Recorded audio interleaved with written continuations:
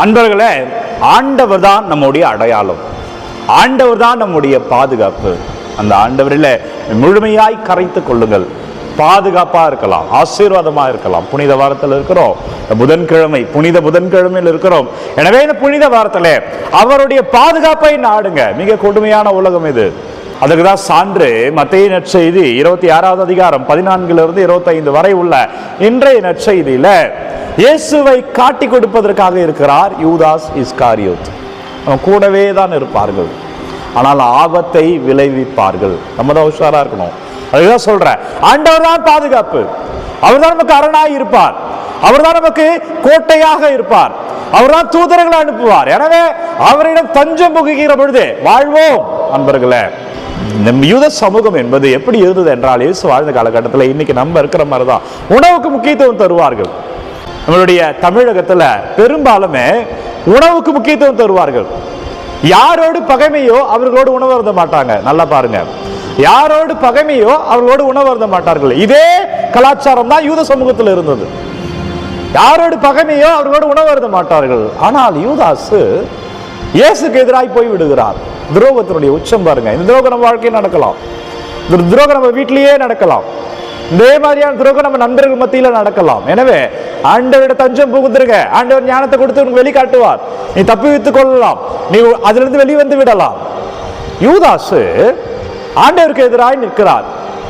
30 வெள்ளிக்காசுக்காக இயேசுவை காட்டி கொடுக்க இருக்கிறார். அப்ப இயேசுக்கு எதிராக துரோகம், இயேசுவை பிடிக்கல, இயேசுக்கு எதிராக சார்பு.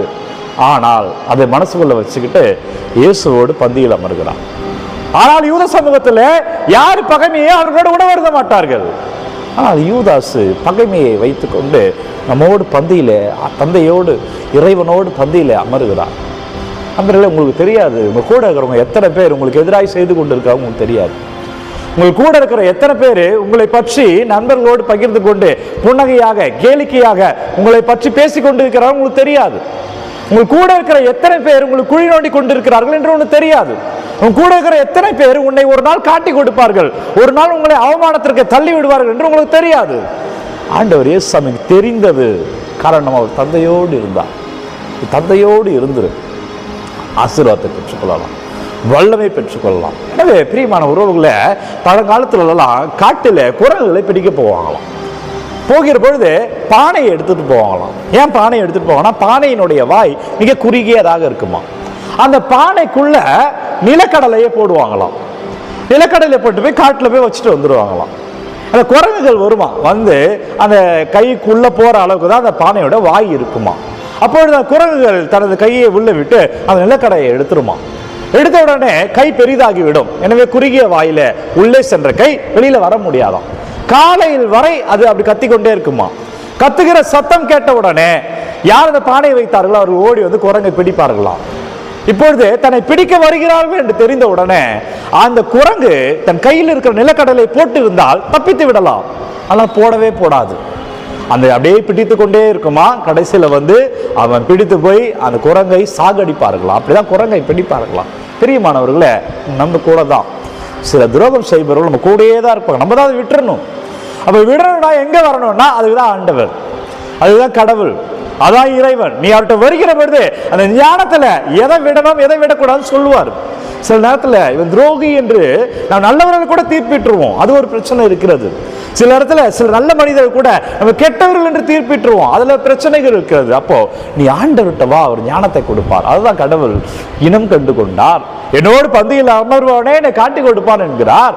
ஏனென்றால் தந்தையோடு இருந்தா வெளிப்பாடு. அன்பர்கள், ஆண்டவரோடு இருங்க வெளிப்பாடு, ஆண்டவரோடு இருங்க பாதுகாப்பு, ஆண்டவரோடு இருங்க தப்பித்துக் கொள்ளலாம். எனவே இன்றைக்கு புனித புதன்கிழமையில இன்றைய செய்தி என்னாலும் ஆண்டவர்கிட்ட இருங்க. அதனால்தான் இந்த புனித வாரத்தில் தவக்காலத்தில் நான் சொன்னேன், காலை எழுந்த உடனே ஜெபம் இல்லை, மதியம் சாப்பிட்டு முடித்தோடனே 10 நிமிஷம் ஜெபம், நைட்டு உறங்க போறதுக்கு முன்னாடி ஒரு அதிகாரம் படித்து விடுங்கள் அன்பர்களே. அதான் ஆண்டவரோடு இருப்பது. அப்போ ஆண்டவரோடு இருக்கிற பொழுது அந்த பாதுகாப்பு நமதாய் மாறும், அவர் ஆசீர்வாதம் நமதாய் மாறும், அவர் வல்லமை நமதாய் மாறும், அவர் நம்மை நிறைவாய் ஆசீர்வதிப்பார். எனவே ஆண்டவரோடு இருப்பதே பாதுகாப்பு. புனித புதன்கிழமையில ஆண்டவரோடு இருக்கணும். அப்பா, உன்னை தேடி வரணும் ஆண்டவரே, நான் ஜெபிக்கணுன்ற வாஞ்சையை கொடுங்க, உங்களோடு நான் இருக்கணும் ஆண்டவரே. ஏனென்றால் இந்த உலகம் துரோகம் நிறைந்தது, இந்த உலகம் உனக்கு எதிராக நிறைய நேரங்களில் செயல்படும்.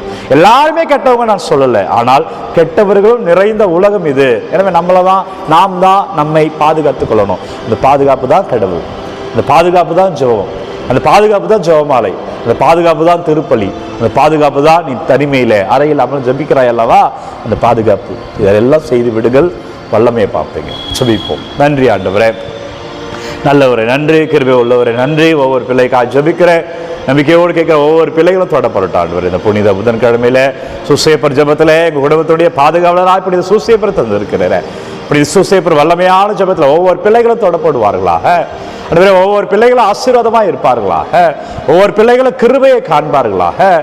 இயேசு கிறிஸ்து உமது பெயரால் வல்லமை, உமது பெயரால் ஆசீர்வாதம், வல்லமையான இறை கிருபையில் பிள்ளைகள் பாதுகாப்பாக இருக்கும்படியா, எந்த தீவினைகளும் எந்த பொல்லாப்புகளும் எங்களை தொடாதபடியாய் அப்பா எங்களை ஆசீர்வதிங்க. ஆண்டவரே எங்களை தொடுங்க.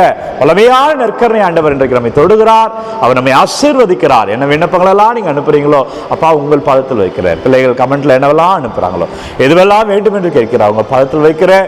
ஆண்டவரே நீங்க தொடுங்க அப்பா, நீங்க வழி நடத்துங்க. இயேசு கிறிஸ்துவின் திருப்பெயரால் வல்லமையில வாழ்வீங்க, நல்லது நடக்கும், அபிஷேகத்தை ஆசீர்வாதத்தை பார்ப்பீங்க. எனவே புனித புதன்கிழமை அன்பர்களே, ஆண்டவர் தான் பாதுகாப்பு, ஆண்டவரில் மட்டும்தான் மீட்பு. எனவே சபத்திலிருந்து மீட்பை பெற்றுக்கொள்வோம். ஒவ்வொரு நாளும் விடிய காலை 3 மணிக்கு இந்த ஆராதனை வழங்கி கொண்டிருக்கிறேன். ஒரு விண்ணப்பங்கள் தேவைகள்லாம் கமெண்ட்ல அனுப்புங்க, உங்களுக்காக நான் ஜெபிக்கிறேன். இந்த காணொலி யாருக்கு தேவை நீங்க நினைக்கிறீங்களோ அவர்களோடு பகிர்ந்து கொள்ளுங்க. God bless you. Take care. Have a nice day. எல்லாம் வல்ல இறைவன் தந்தை, மகன், தூய ஆவியார் உங்கள் அனைவரும் நிறைவாய் ஆசீர்வதிப்பாராக. ஆண்டவர் இயேசு சாமியின் பெயரில் இன்றைக்கு மகிழ்ச்சியாய் வாழ்வீர்கள், ஆசீர்வாதங்களை பார்ப்பீர்கள். இறைவன் உங்களோடு வருகிறார். அன்பர்களே, இந்த காணொளி யாருக்கு தேவை என்று நினைக்கிறீர்களோ அவர்களோடு பகிர்ந்து கொள்ளுங்க. God bless you.